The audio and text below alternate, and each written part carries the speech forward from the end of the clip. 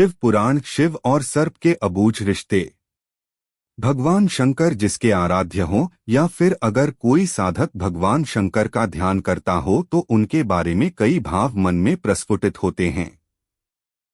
जैसे कि भगवान शंकर त्रिशूल लिए साधना पर बैठे हैं।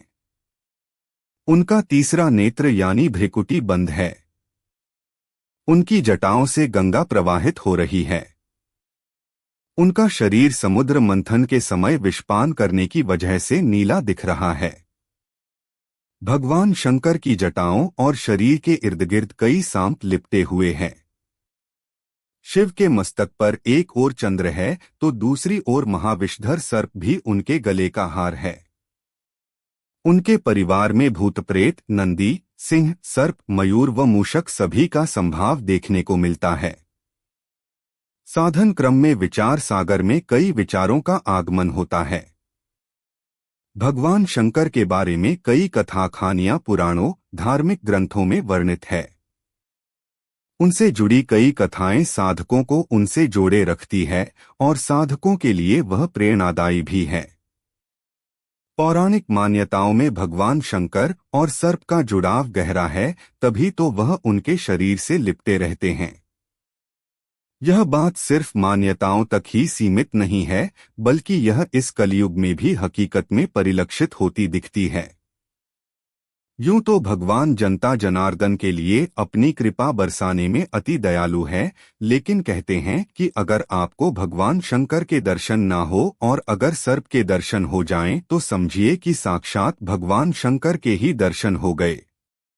हम चल रहे हैं राजस्थान के माउंट आबू में। माउंट आबू राजस्थान का इकलौता हिल स्टेशन है जो अर्धकाशी भी कहलाता है। पौराणिक मान्यताओं और पुराणों के मुताबिक माउंट आबू अर्धकाशी इसलिए कहलाता है क्योंकि यहाँ भगवान शंकर के 108 छोटे बड़े मंदिर हैं। दुनिया की इकलौती जगह जहाँ भगवान शंकर नहीं, उनकी शिवलिंग भी नहीं बल्कि उनके अंगूठे की पूजा होती है। माउंट आबू में ही अचलगढ़ दुनिया की इकलौती ऐसी जगह है जहां भगवान शिव के अंगूठे की पूजा होती है। भगवान शिव के सभी मंदिरों में तो उनके शिवलिंग की पूजा होती है, लेकिन यहां भगवान शिव के अंगूठे की पूजा होती है। यहीं पर एक मंदिर है पांडव गुफा के करीब, जहां के बारे में कहा जाता है पांडवों ने अज्ञातवास के दौरान कुछ समय यहां बिताया था। शिव मंदिर में बीते सोमवार को भगवान शंकर को जल और दूध से नहलाने पहुंचे श्रद्धालुओं को लगा जैसे भोले एक विशालकाय नाग के रूप में प्रकट हो गए। मंदिर भोले की जयकारों से गूंज रहा था। शिवलिंग पर जल, बिल्व पत्र, भांग, धतूरा, फूल आदि चढ़ाए जाने का क्रम जारी था। तभी एक विशालकाय सर्प न जाने कहां से आकर शिवलिंग से लिपट गया। इस नाग का आकार लगभग 6 फीट का था। इस बीच कुछ लोगों ने डरते डरते शिवलिंग पर जल भी अर्पित किया, लेकिन नागराज कई घंटों तक शिवलिंग से लिपटे रहे। सावन का दूसरा सोमवार और शिवलिंग पर जल चढ़ाने का सिलसिला चलता रहा। इस बीच नाग की अटखेलियां भी जारी रही।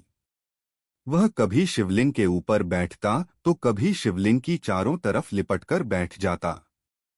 लोग हैरान थे, लेकिन जो लोग वहां थे उनके मुताबिक यह हैरानी उस सांप को नहीं थी। वह शायद निर्भय होकर आनंद की अनुभूति कर रहा था। इतने लोगों के बीच कोई सांप लगभग 6 घंटों तक शिवलिंग से लिपटा रहा। लोग टकटकी लगाए देखते रहे। कुछ लोगों के लिए भोले सर्प के रूप में शिवलिंग से आकर लिपटे थे तो कुछ लोग उस पल को शिद्दत से महसूस करना चाह रहे थे। यही वजह थी कि मंदिर में भीड़ बढ़ने लगी। इलाके में खबर फैलने लगी। अचानक सर्प गायब हो गया।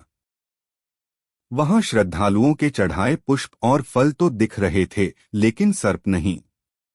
सांप इंसानों के लिए खतरनाक होता है, लेकिन यह बात भी सच है कि उसे हम इंसानों से ज्यादा डर लगता है। आस्था, विश्वास की परिभाषा आध्यात्म की सीमा रेखा में सब कुछ मानने पर ही निर्भर है। स्थानीय लोगों के मुताबिक माउंट आबू के उन मंदिरों में जो जंगल के बीचों बीच है वहां इस प्रकार की घटनाएं सावन के महीने में सोमवार को या फिर शिवरात्रि के मौके पर जरूर होती है। पिछले वर्ष इन्हीं जंगलों के एक शिव मंदिर में पंचमुखी 5 मुंह वाला सांप दिखा था। ये घटनाएं ये सिद्ध करती है कि शिव, शिवलिंग और सर्प का गहरा नाता है। यह रिश्ता इंसानी समझ से परे है। क्या माने क्या ना माने यह हमारे विवेक पर निर्भर करता है।